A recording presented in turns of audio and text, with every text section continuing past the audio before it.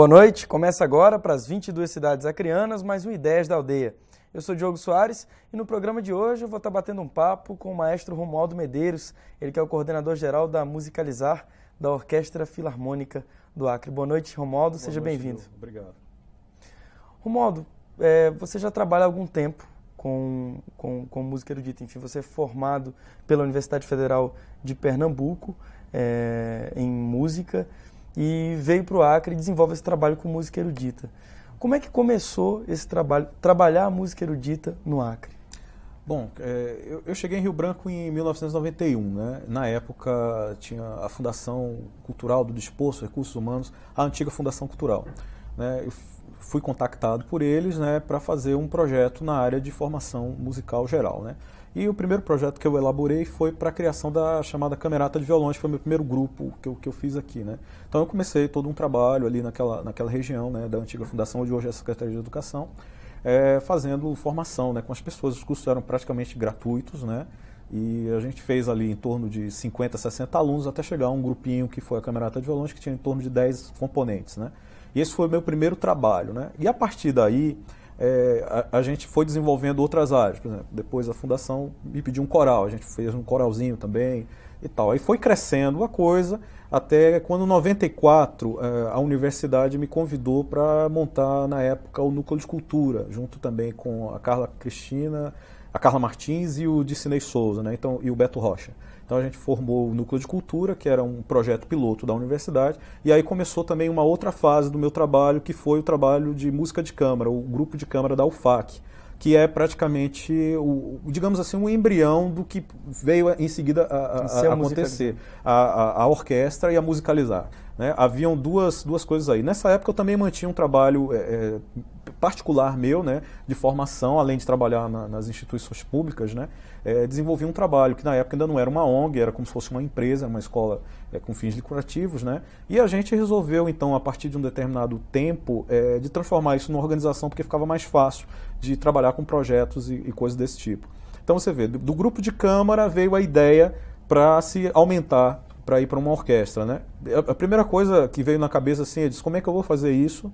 Porque afinal de contas eu sou violonista e a minha formação em instrumento de corda foi uma formação como instrumento auxiliar, que a gente chama na Universidade de Pernambuco. É como você estudasse uma disciplina isolada num determinado instrumento. Eu estudei violoncelo na época, né? Eu era meio curioso na universidade, eu estudava um pouco de tudo. Um pouco de cada instrumento e me dedicava, no caso, ao violão clássico, né? E essa história toda, tinha muita gente que me perguntava, mas por que você fica estudando esse monte de instrumentos? Eu digo, eu não sei, mas como eu quero compor e tal, eu quero conhecer os instrumentos para ficar mais fácil de escrever. Quer dizer, hoje eu consigo entender porque que eu fiz aquela salada toda, porque tinha vou usar uma palavra meio mística, mas a missão, né, que era tentar desenvolver isso aqui, né, quer dizer, estimular as pessoas, né, porque na verdade o meu trabalho tem sido... É uma noção necessária para o maestro, né? É fundamental. O maestro, inclusive há muita controvérsia sobre isso, por exemplo, as pessoas dizem que o maestro tem que tocar todos os instrumentos. Isso não é verdade. O maestro tem que conhecer todos os instrumentos, né? Saber tocar alguns, né? Uns com mais propriedade, outros com menos, mas ter noções de todos os instrumentos, porque ele não pode ir para frente de uma orquestra, para dirigir uma orquestra, sem saber o que cada instrumento pode fazer ou não fazer. Até também, por exemplo, para você escrever, né? Você não vai escrever só uma coisa absurda, escrever uma nota que o instrumento não consegue tocar, né? Ou escrever uma passagem de agilidade para um instrumento numa região que é muito difícil dele tocar. Então, são detalhes da instrumentação que você tem que conhecer. Então, esse é o conhecimento que o maestro tem que ter, em linhas gerais. E, lógico, conhecimento do repertório, da história, da estética. Quer dizer, então, que a partir dessas várias experiências, foi se formando o que viria a ser a Musicalizar hoje, que é uma entidade não governamental que tem um trabalho reconhecido, né, com vários jovens. O que aconteceu foi o seguinte, continuando a história, depois do grupo de câmara da UFAC, né, o Núcleo de Cultura acabou, né? Na época eu fiz ainda um projeto para tentar fazer uma orquestra na universidade, não deu certo, na época a antiga direção achava que talvez não fosse interessante, ou talvez fosse muito caro, né? Hoje, por exemplo, estou feliz de saber que a universidade vai abrir um curso superior em artes, isso é muito bom para toda a sociedade acreana. E então na época isso não aconteceu e eu fiquei meio chateado porque eu perdi muito tempo elaborando o projeto e resolvi que tinha que tentar fazer isso de alguma forma e aí buscar os caminhos, né? A primeira coisa que apareceu foi um trabalho na época com as setas, que hoje é a CECIAS, que na época englobava cidadania, trabalho e assistência social, na verdade eram praticamente 3 secretarias em uma. E lá eu tive o primeiro contato, por exemplo, por volta de 96 para 97, o primeiro contato com uma linha de recursos para qualificação profissional do Fundo de Amparo ao Trabalhador, né, que hoje são os cursos de qualificação profissional que acontecem, já passaram a ser uma política até de Estado. Né? Nessa época já tinha Musicalizar. Sim, eu vou contar a história. Aí a Musicalizar é fundada em 97 para poder viabilizar esse tipo de projeto, entendeu? Porque como empresa era impossível fazer, entendeu? E assim, a empresa era juridicamente com fins lucrativos, mas o que eu tinha de bolsista dentro da escola já era absurdo. Então aquilo já era inviável. Era com fins lucrativos, mas não tinha fins lucrativos porque não dava para acontecer. Então a gente tentou realmente viabilizar uma forma para fazer projetos sociais. Porque o que batia na minha porta, na época a Musicalizar ficava ali na rua de Rio de Janeiro. Ainda não tinha sido urbanizado ali pelo parque, então ali tinha uma grande área de favela e tal, como é que chama aquilo? Acho que é Preventório, acho que é Ivete Vargas, aquela regiãozinha ali na frente da Rua Rio de Janeiro, né? Que hoje está todo urbanizado, é uma área maravilhosa, mas antes não era. Então aparecia muita gente, vinha o pessoal do Educandário de Santa Margarida querendo estudar, e eu digo, meu Deus, como é que eu vou fazer isso? Tem que viabilizar uma forma, criar uma forma. Então a gente criou a organização com pais de alunos da Musicalizar, no caso da escola que tinha antes, né, da empresa com fins lucrativos, e a gente criou a Musicalizar. Então, a gente tem uma diretoria formada por pessoas que fizeram parte de algum tipo, diretamente ou indiretamente, de trabalhos que eu desenvolvia, né? Seja com coral, seja pai de aluno, ou gente que estudou mesmo, né? Então, eles passaram a me ajudar nesse sentido. Como organização, a gente cria, logicamente, mais obrigações, né? Mas fica mais fácil de você viabilizar uma série de projetos, né? de coisas que ficam mais simples, né? Lei de incentivo, a cultura, captação de recursos, por exemplo, com o Ministério do Trabalho, coisas desse tipo. E como empresa é mais difícil, quase dizer impossível. Ô Romualdo, então, com esse trabalho, a maneira como a Musicalizar foi se constituindo, fez com que ela tivesse, enfim, o respaldo que ela tem hoje das próprias instituições. Agora, trabalhar música erudita no Acre foi difícil pela aceitação das pessoas? Porque a música erudita ela já se diferencia da popular por conta disso, né, de não ser tão popular. Aliás, é uma diferença que a gente podia estabelecer. Qual que é essa diferença entre a música erudita e a música popular? Tinha uma professora que ela dizia assim, tudo é música, certo? A separação é talvez mais pelo sentido acadêmico, né? Quer dizer, o que é um chamado músico erudito ou um músico popular? Por exemplo, um músico erudito ou um músico acadêmico é um músico que faz um estudo sistemático do instrumento, que aprende a ler música e que segue, digamos, um método, né? Não que, por exemplo, hoje já existem faculdades de música popular, por exemplo. Então, quer dizer, o músico popular está se profissionalizando também e ficando, digamos, entre aspas, um pouco erudito também. A gente também não pode esquecer, por exemplo, que a música brasileira, como o choro e o frevo, são músicas extremamente complexas, que para você tocar você tem que ter uma qualidade. Então, esse músico dito popular dessas duas áreas, por exemplo, são músicos extremamente qualificados, porque é um tipo de música que exige um aprimoramento uma técnica para tocar e um conhecimento musical também. Agora, você veja só, é meio difícil definir, mas o músico erudito se preocuparia com o repertório, digamos, dos grandes compositores de todos os tempos, de todos os países, né, os mestres da chamada música instrumental, né, a música sinfônica, ou os instrumentos de orquestra que também é chamada de música clássica, né?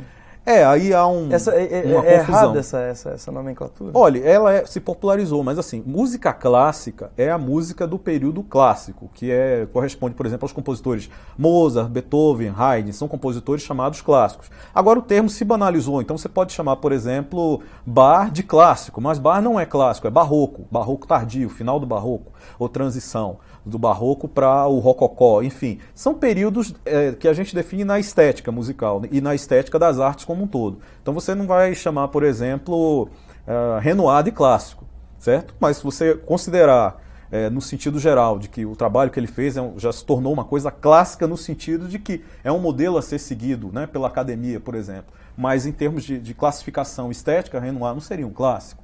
Então é aí que a coisa se confunde um pouco.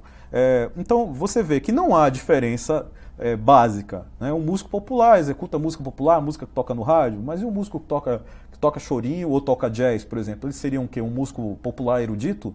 Entendeu? Então é um pouco confuso isso, mas eu gosto de pensar sempre assim, todos aqueles que fazem um estudo sistemático, sejam para tocar rock, choro, samba, jazz, seja lá o que for, que leem música e que têm uma formação, um conhecimento na área de harmonia, de arranjo, contraponto, essas coisas todas, eu poderia considerá-los como músicos acadêmicos, ou músicos eruditos, ou músicos com formação, independente da opção do estilo. Tá? Mas isso é uma coisa muito pessoal da minha parte. Eu não consigo ver essa diferença. Eu não acho que um maestro seja melhor do que um chefe de escola de samba, por exemplo, porque aquilo ali é complicadíssimo também, para você segurar uma bateria de escola de samba. Né? Quer dizer, são termos que interagem. Né? Há uma diferenciação muito mínima para mim. Romualdo, e já que a gente está falando de vários estilos e, enfim, das complicações até dentro dos estilos, sejam acadêmicos, sejam populares, o que é preciso para montar uma orquestra?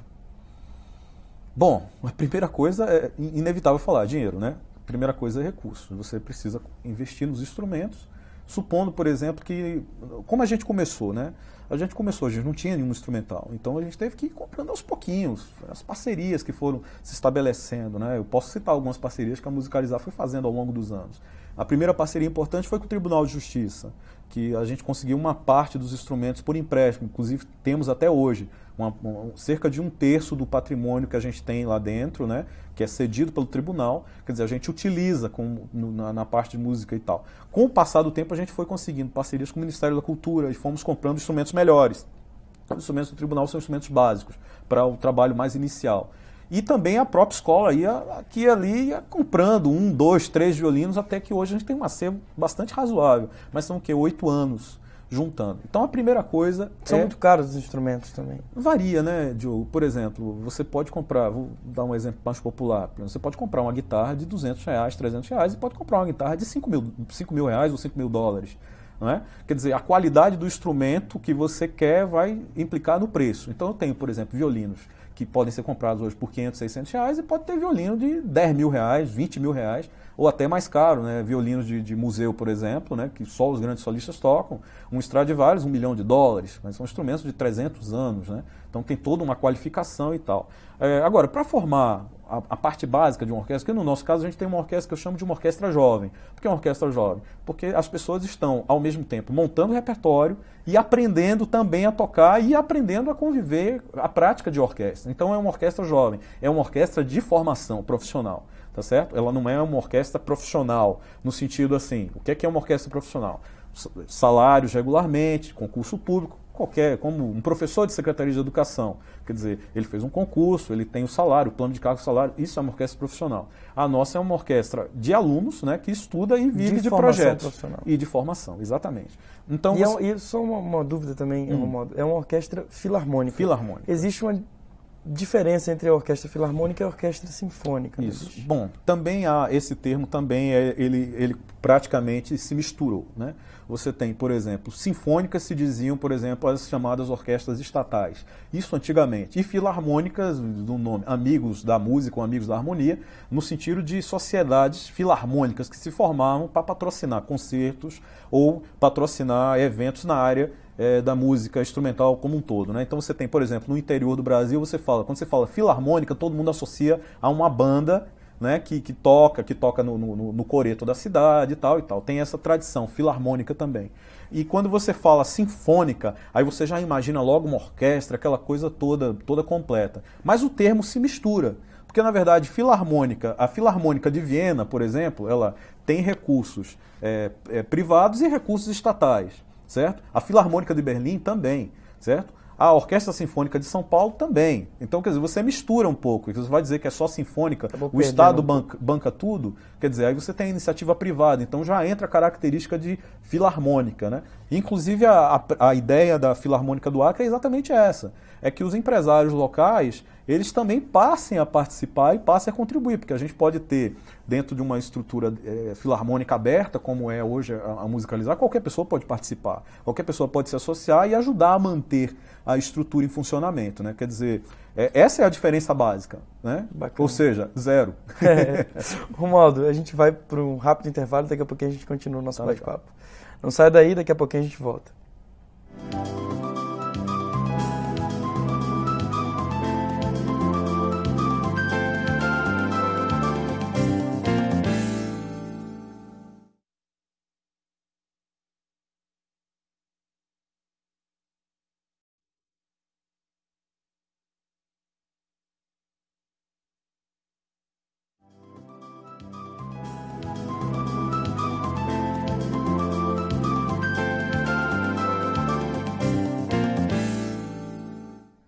Estamos de volta conversando com o maestro Romualdo Medeiros, ele que é o coordenador do Consórcio Social da Juventude. Romualdo, no bloco anterior a gente falou um pouco sobre a história da Musicalizar, a formação, essa história de trabalhar a música erudita no Acre. Agora a gente podia falar um pouco sobre o Consórcio Estadual de Juventude, que inclusive é um projeto que vai ser coordenado, um programa que vai ser coordenado em nível de Acre por vocês, da Musicalizar, por conta desse trabalho que a Musicalizar já vinha desenvolvendo. O que vem a ser esse projeto? Bom, o Consórcio Social da Juventude, ele é uma ação do programa Primeiro Emprego, do Ministério do Trabalho do governo Lula. Então, o Ministério do Trabalho, ele identificou que você tem, no número de desempregados que temos no Brasil, a clientela entre 16 e 24 anos é onde você tem o maior número, o maior percentual de desempregados. E aí eles começaram a fazer os estudos deles e descobriram que, por exemplo, havia um problema da qualificação, né, da questão da inclusão digital, por exemplo, e da questão de qualificação mesmo para uma determinada área. Então, o programa Primeiro Emprego criou uma das ações dele, que é o Consórcio Social da Juventude, que ele é todo realizado com a sociedade civil organizada, né? São organizações ao longo do país inteiro que assinam um convênio com o Ministério do Trabalho e posteriormente fazem contratos com outras organizações para realizarem os programas na área de qualificação. O programa basicamente se divide em 400 horas, sendo 200 horas básicas, né? Onde todos os alunos trabalho em inclusão digital, noções de meio ambiente, noções de ética e cidadania, noções de marketing pessoal, de empreendedorismo e de noções de legislação trabalhista. Então é um programa de formação profissional. É um programa de formação profissional. E a segunda parte do programa, que é o que eles chamam de oficina escola, é onde, por exemplo, cada organização com o seu métier vai dar digamos assim, um trabalho específico para aqueles alunos. Por exemplo, no caso da Musicalizar, ela vai trabalhar com uma clientela na área de música também. Então ela vai ter uma parte desse projeto que os alunos terão uma qualificação na área profissional de música. Né? Então, tem um número de vagas estipulado? Bom, para Rio Branco são 925 vagas, certo? No total. Né? Isso vai ser objeto, inclusive, de uma seleção, né, meio complicada, eu digo assim, porque há uma série de benefícios nesse programa. Né? Quer dizer, você tem, por exemplo, só para dar uma ideia para você, você tem a questão do auxílio financeiro, que foi uma medida provisória que o presidente Lula fez, né, no sentido de viabilizar economicamente esses alunos. Porque a clientela que o consórcio quer pegar, quer trabalhar, é a clientela realmente mais à margem da sociedade, que tem dificuldades em todos os sentidos. Quer dizer, moram num lugar distante, que não tem como ir para as coisas, não tem vale-transporte, não tem acesso às coisas. Às vezes está numa área que não tem uma escola que possa atender, ou às vezes tem uma escola, mas a escola não tem um laboratório. Enfim, tentar complementar aquilo que ele não tem e também dar uma formação profissional em várias áreas. Por exemplo, aqui no Acre a gente tem algumas áreas temáticas, onde as principais, por exemplo, arte e cultura, comunicação e marketing, segurança alimentar e empreendedorismo e associativismo. Quer dizer, você tem 4 áreas. As organizações, então, estão preparando e fazendo os projetos. Na verdade, os projetos já estão sendo analisados. Até sexta-feira a gente dá o resultado das organizações que vão participar. E, a partir disso, a gente tem as inscrições. Então, é um programa, eu considero assim, muito ambicioso, né, porque implica não só informar, qualificar, mas principalmente a parte mais importante, que a gente também tem que se ocupar disso, que é a parte de inserção no mercado de trabalho. Então, por exemplo, dos 925, a Musicalizar e as suas parceiras elas vão ter a obrigação contratual de colocarmos 30%, em torno de 270 pessoas, no mercado de trabalho. E aí, as várias opções de mercado de trabalho, não só o mercado formal, mas o empreendedorismo, pequenas organizações, pequenas associações ou pequenos empreendimentos individuais também. Tem uma ideia, um dos princípios do projeto é de justamente fortalecer a ideia do protagonismo juvenil. Exatamente. De fazer. Como é que isso está sendo pensado, Romualdo? Bom, como eu te falei, dentro da formação básica, quer dizer, há uma série de disciplinas, né? E uma delas trabalha, por exemplo, com essa coisa do empreendedorismo, do associativismo. A gente tem que tentar, na medida do possível, pegar esse jovem, que, digamos assim, provavelmente um jovem bem excluído de oportunidades ou pelo menos com dificuldades de oportunidades. Tentar fazer ele visualizar dentro dele o potencial que ele tem para crescer e para sonhar. Né, oportunizar isso das melhores formas, quer dizer, as aulas gratuitas, a qualificação que ele vai ter, o auxílio financeiro e toda a orientação que ele vai ter no sentido de tentar montar pequenos negócios ou de ser encaminhado para o mercado de trabalho. A parceria, por exemplo, com as associações e federações patronais é uma coisa que está na nossa pauta, está na nossa agenda para a gente, em seguida, tentar conversar com os empresários, principalmente os presidentes das federações, para que a gente comece a popularizar isso também no meio empresarial. Porque o empresário ele tem um benefício no programa Primeiro Emprego, que é uma isenção fiscal. Ele pode contratar um certo número de jovens de primeiro emprego e o governo paga metade disso para ele. Quer dizer, é muito benefício e é um programa, veja bem, o jovem é qualificado, recebe um auxílio financeiro, todo o curso é gratuito, ele tem vale transporte, material, não vai gastar um centavo, tá certo? As entidades são organizações todas sérias que já trabalham há muito tempo com essa temática. Em seguida, ele vai ter o apoio para ser inserido no mercado de trabalho, não só a parceria, é importante citar as parcerias que a gente tem nisso aqui, a DRT Acre, que é a nossa fiscalizadora maior, as duas parcerias... Que é a Delegacia Regional do Trabalho. Exatamente. E as duas secretarias, né, que nos ajudam bastante, que é a SEJA, a Secretaria de Juventude, e a coordenação de juventude, com o Leonardo, né? E o André Camay, né? Então a gente tem essas duas parcerias, são extremamente importantes e todos nós estamos trabalhando juntos, porque o que a gente quer é que termine o consórcio, chegue a primeira fase dele e a gente realmente consiga colocar no mercado de trabalho esse jovem, criar essa estrutura para que ele atue, para que ele consiga gerar renda para si próprio e justifique a continuação do consórcio até a sua ampliação para outras cidades, né? Para que possa crescer. E você falou, são mais de 900 vagas? São 925. 925 vagas. E essas vagas elas vão ser só para o município, para Rio Branco? Somente para Rio Branco. O governo federal, pelo Ministério do Trabalho, ele escolheu as 27 capitais e mais algumas cidades grandes, aí mais no interior de São Paulo, né? Guarulhos, Campinas, acho que Piracicaba, não tenho certeza, mas cidades grandes do interior de São Paulo e todas as capitais. Como um piloto, então?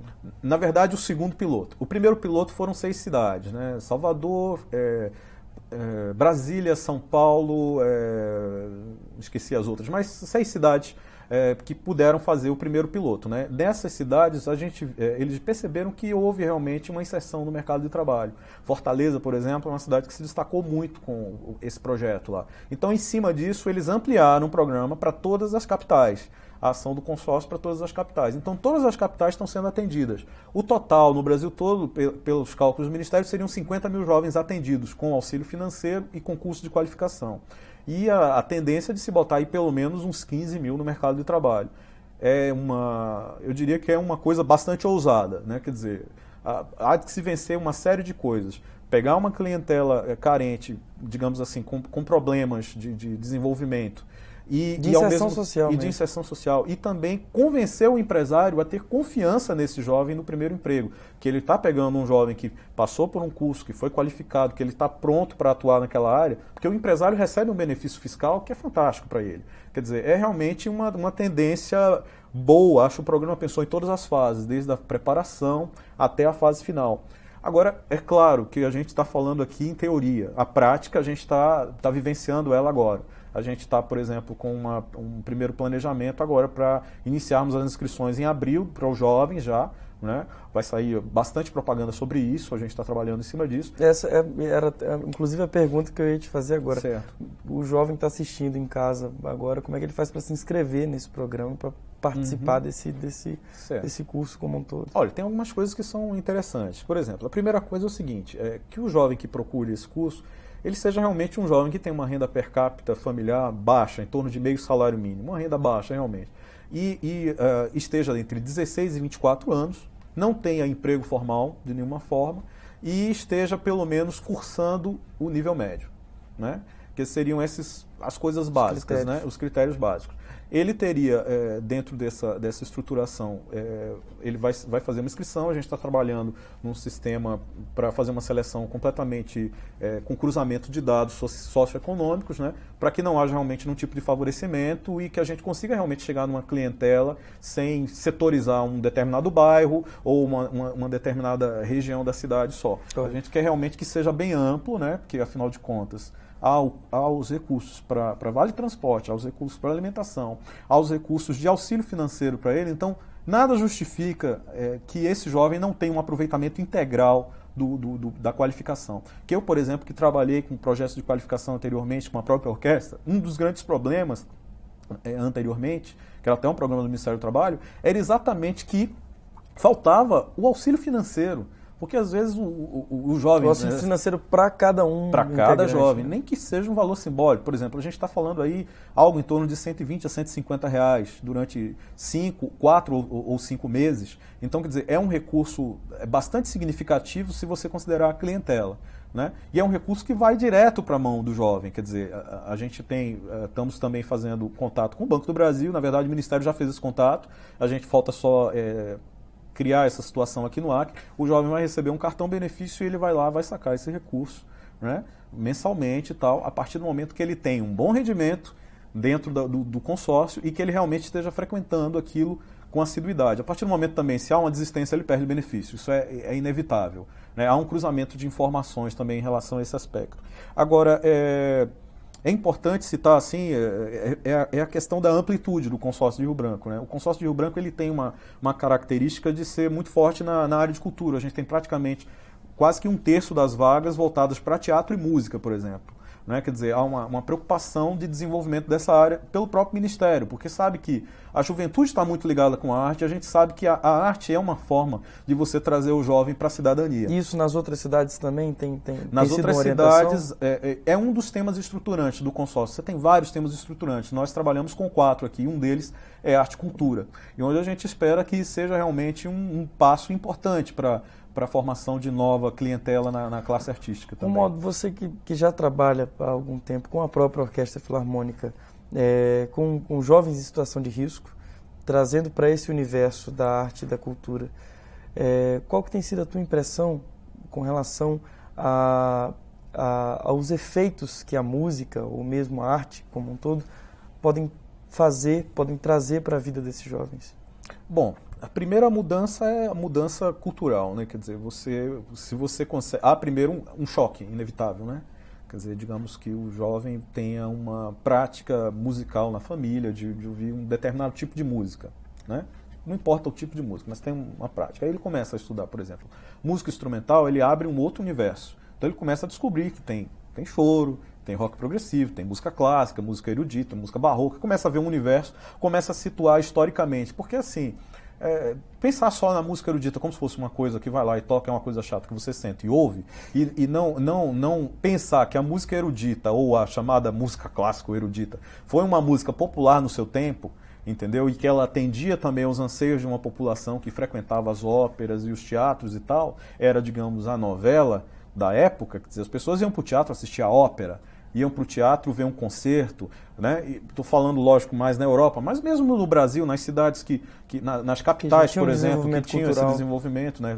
Por exemplo, Salvador, Recife e Rio, no começo do Brasil colônia, que criaram algumas instituições para apresentação de teatro, essas coisas todas, principalmente depois da vinda da família real portuguesa, principalmente aqui deu um incremento maior ainda. Mas você tinha, por exemplo, essa questão de você ter essa música como uma coisa do dia. A gente não tem rádio, não tinha CD, não tinha televisão, então a música era popular. Se ouvir música, um nobre ou mesmo um pequeno burguês, ele contratava um grupo de músicos para o seu deleite, com a sua esposa, para lá sentado, o pessoal tocava para ele. Tantos e tantos compositores fizeram isso, né? Romualdo, e falando em ouvir música erudita, a gente vai ter, por esses dias aí, concertos ainda de um antigo projeto da Musicalizar, que era o Cameratos, né? Isso, a gente tem o projeto Cameratos, né, com patrocínio do Boticário, pela Lei Estadual de Incentivo à Cultura, que deve ser lançado a série de 3 apresentações que a gente vai ter agora, nesse sábado, às 8 horas, no Teatrão. A gente vai ter o projeto Cameratos, na verdade, vários grupos se apresentando. A gente vai ter a Orquestra Filarmônica, o Quinteto de Clarinete no Segredo, o Quinteto Acreano de Metais, o Quinteto de Corda nos Bastidores e o Quinteto de Cordas uma hora depois. São esses grupos que vão apresentar e mais pequenos trabalhos de câmara, dos trios, apresentação solo de músicos da própria orquestra que vão fazer isso no último dia, no terceiro dia. O primeiro dia seria nesse sábado às 8 horas. A entrada é franca, não há nenhum tipo de pagamento, não tem que levar farinha, nem camisa, nem nada. É simplesmente ir lá assistir o concerto às 8 horas em ponto, impreterivelmente. O concerto deve demorar em torno de 1 hora, 1h15 no máximo. E a gente vai ter, nesse primeiro dia, o Quinteto de Clarinetes no Segredo e, em seguida, a Orquestra Filarmônica do Acre. eles vão tocar em torno de meia hora e a orquestra também vai tocar em torno de meia hora. É mais ou menos essa a ideia. O projeto Cameratos na verdade, é um projeto para pequenos grupos e eu resolvi esse ano colocar a orquestra também, porque a gente tem, junto com o governo do estado, via Secretaria de Educação, um projeto extremamente importante que está sendo renovado, que é o Concerto nas Escolas, que a orquestra tocou, Diogo, assim, em várias escolas, e é interessante, você falando sobre a sensação da música, é interessante, por exemplo, você observar, uma coisa é você ouvir um CD da Filarmônica de Berlim, que é considerada a melhor orquestra do mundo, e outra coisa é você ver a orquestra na sua escola, né? Seja qual for a orquestra, a gente não quer absolutamente se comparar, a Orquestra Filarmônica de Berlim é a melhor do mundo. Agora, você vê o instrumentista tocando e vê a música e vê o instrumento e depois poder perguntar o que é aquilo, que foi bem a experiência da gente, né? Quer dizer, a parceria com a Secretaria de Educação tem sido extremamente importante, porque você está podendo levar a orquestra, por exemplo, hoje a rede pública do estado tem algumas escolas com uma estrutura fantástica de ótimos auditórios, né? Quer dizer, você pode botar a orquestra para tocar e não comprometer a apresentação do próprio grupo e as próprias pessoas poderem assistir aquilo confortavelmente. Então a gente fez, por exemplo, em algumas escolas e teve esse sucesso nessa coisa. Então, por causa disso, a orquestra também se apresenta fazendo um programa só, vai fazer só uma peça, só uma sinfonia que dá meia hora, né? São musiquinhas pequenas, né? Bacana. Romualdo, muito obrigado pela tua participação aqui no Ideias da Aldeia. Obrigado, você. Valeu. Muito obrigado também às 22 cidades acreanas que acompanharam esse bate-papo sobre música erudita no Acre. Um abraço e a gente se vê.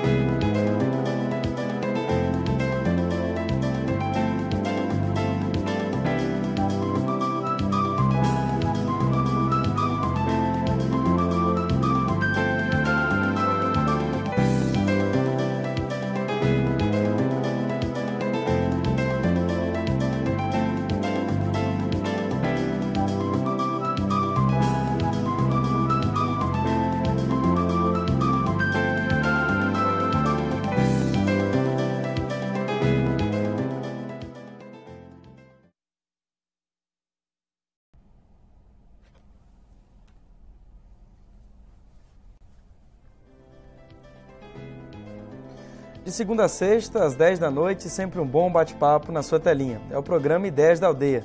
No programa de hoje, eu vou estar conversando com o maestro Romualdo Medeiros, ele que é coordenador-geral da Orquestra Filarmônica do Acre e também é o coordenador do Consórcio Social da Juventude no estado do Acre.